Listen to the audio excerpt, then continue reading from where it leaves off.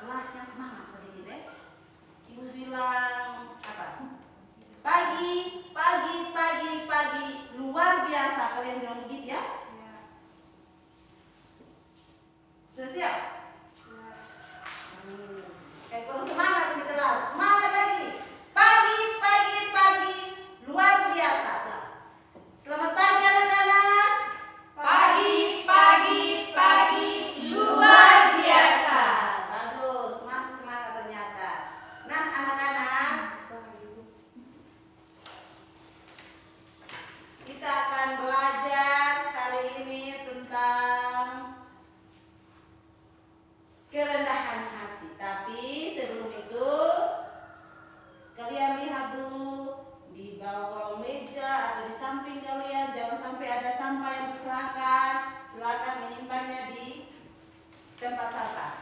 Ada? Tidak ada? Ya, berarti kelasnya bersih, bagus. Nah anak-anak, ada yang tidak masuk hari ini? Berapa orang? Satu? Ya, satu. Berarti semuanya hadir. Hanya satu dengan alasan sakit. Ibu lihat tadi gerakannya sakit ya? Nah anak-anak, sebelum kita mulai kegiatan pembelajaran kita hari ini, mari kita memohon tuntunan Tuhan di dalam doa. Ibu yang berdoa sebentar pulang, salah satu yang berdoa ya dari kalian. Mari kita satu hati di dalam doa, kita berdoa.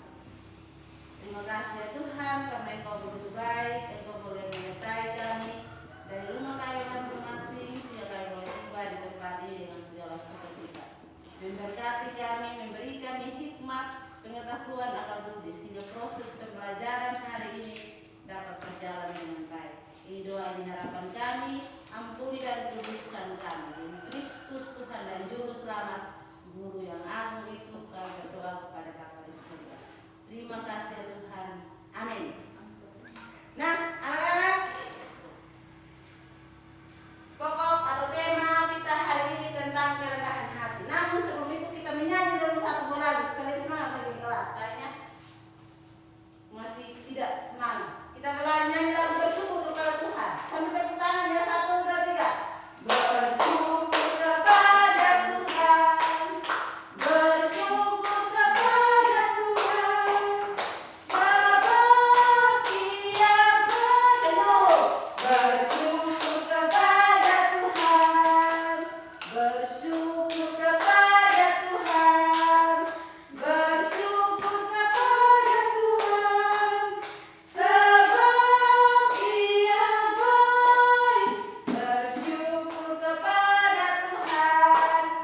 Baik anak-anak, hari ini kita belajar tentang tema kerendahan hati. Yang pertama tentang makna kerendahan hati. Yang kedua, ciri-ciri kerendahan hati. Dan yang ketiga, makna kerendahan hati menurut Kejadian 3 ayat 19. Ya, dari tema hari ini ada beberapa kompetensi dasar yang kalian perlu ketahui. Yang pertama, menghayati sikap rendah hati, peduli dan solidaritas terhadap sesama, mengacu pada Alkitab. Kompetensi dasar yang kedua, menunjukkan sikap rendah hati, peduli dan solidaritas terhadap sesama, mengacu juga pada Alkitab. Kompetensi dasar yang ketiga, memahami sikap rendah hati, peduli dan solidaritas terhadap sesama dengan mengacu pada Alkitab juga. Dan kompetensi yang dasar yang keempat, membuat karya yang berkaitan dengan sikap rendah hati, peduli dan solidaritas. Dan sebentar kalian akan dituntun untuk membuat sebuah karya yang berkaitan dengan rendah hati. Nah, setelah kalian belajar sebentar, tujuan pembelajaran dari pokok hari ini yaitu tentang yang pertama, meyakini sikap rendah hati, peduli dan solidaritas terhadap sesama mengacu pada Alkitab. Semuanya mengacu pada Alkitab. Yang kedua, kalian bisa membiasakan diri bersikap rendah hati, peduli, solidaritas terhadap sesama mengacu pada Alkitab. Ibu salah tulis sesama lagi di sini, padahal sebenarnya sesama ya.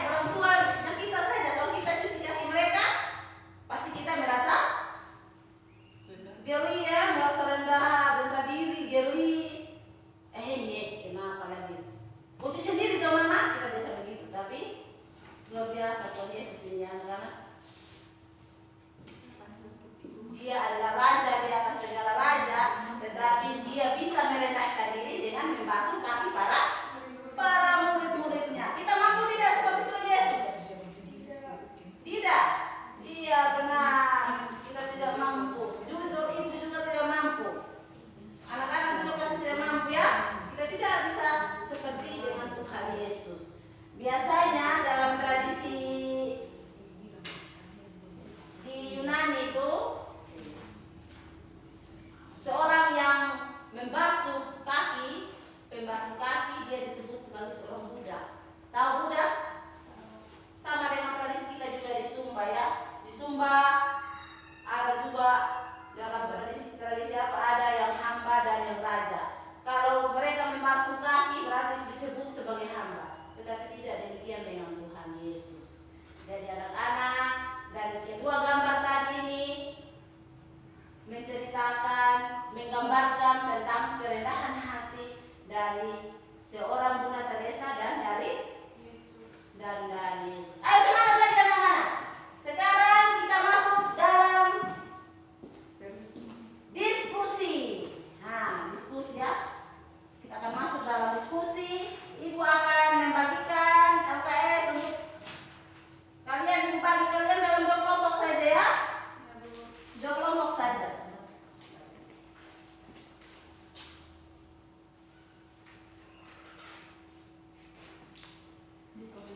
Minta maaf, LKPD. Ibu akan bagikan materi LKPD. Kalian silakan mengerjakannya, menjawab pertanyaan yang di atas. Itu pertanyaan yang pertama, mana kerendahan hati itu apa? Terus kelompok yang kedua menjawab ciri-ciri dari kerendahan hati itu seperti apa? Silakan.